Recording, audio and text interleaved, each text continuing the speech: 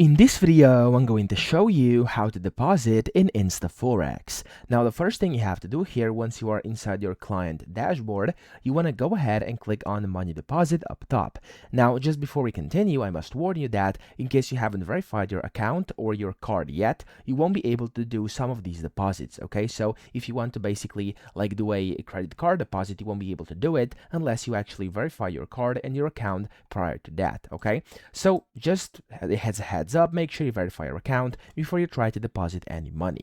Now, whenever you click on money deposit, it's going to take you to this site here where you basically can see all the payment systems, and you could deposit via a SEPA bank transfer, a bank card, or via different crypto over here. So of course, you could click on the bank transfer here, and then you'll be able to confirm it, and you can just basically, as you can see here, it says you have to have your verification. So in case you didn't do it yet, you'll have to do that first, and then you'll be able to essentially just follow these steps on here and you'll be able to deposit. Now for the bank card, it's pretty much the same steps, and then over here, if you want to deposit crypto, you first have to select which crypto you want to deposit. So let's say, for example, we're gonna do with Bitcoin this time, and then you can just click here, and then you have to put in your sum in BTC or USD. So I'm just going to do 100 USD here, which is going to basically put on the equivalent amount of BTC, so the worth of BTC.